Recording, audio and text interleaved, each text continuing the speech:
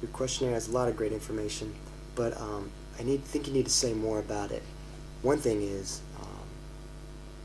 was a questionnaire given in Chinese or English? That could affect your results or affect the information a little bit. So, talk more about this. Put these into one paragraph and talk more about your survey. Can you mention were most men or women? Do you have the percentages? Do you have any idea of their ages? Those kinds of things. This your statistics, you'd put this in the back of your paper. There's something called Appendix B. Appendix A is going to be your questionnaire. And they put these results behind it. You wouldn't put these in the paper because it needs an explanation. You don't need to explain it. It's good to show it, but show it at the back of your paper. Arguments and suggestions. I wouldn't say arguments, I'd say cultural insights, because you're talking about the cultural differences. You begin with a quote, which in English, you're never allowed to begin a paragraph with a quote. You have to introduce it in some way.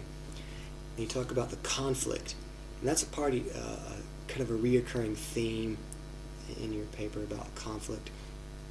But you need to help me see the wine conflict or the cultural conflict around wine. Maybe we can talk more about that if you have questions, but I'm not sure how conflict connects to the rest of your paper. You need to make that connection. You say the wine does not develop well in China, but it's saying wine is becoming a popular drink. So it's gradually becoming popular, which that's a good thing. That doesn't sound like not developing well. It sounds like it is developing well. So you need to be consistent with what you're talking about.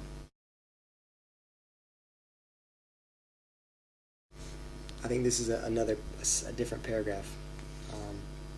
Talking about in China, people who drink wine will be guided by Western countries. Give examples of this. What do you give some more examples? Talk more about this. Do you see examples of that happening now? Here you talk about a disaster. Why is it a disaster? In reality, who cares if wine doesn't become very important in China? China gets to choose its own drinks, its own beverages. So why is it a disaster? Again, that's the conflict that I don't understand. So you have to help me explain this disaster. Wine cannot get into Chinese culture, but it sounds like you said here that it is becoming a part of Chinese culture. So which is it? You need to say which one it is. Under personal identity, I don't understand this first sentence, so restate it, make it more clear.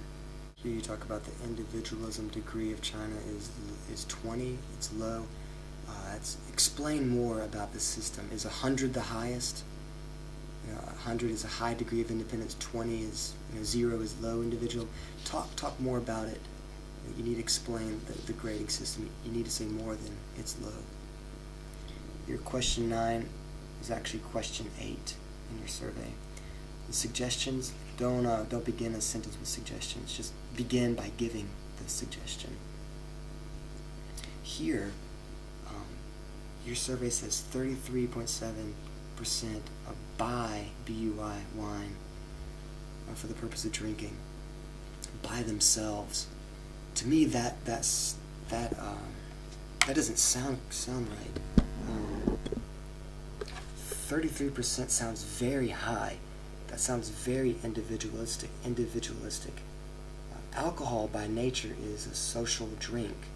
So for this many people to be drinking by themselves sounds really high, even in a individualistic culture like Western culture. So you say only, but that sounds like a whole lot.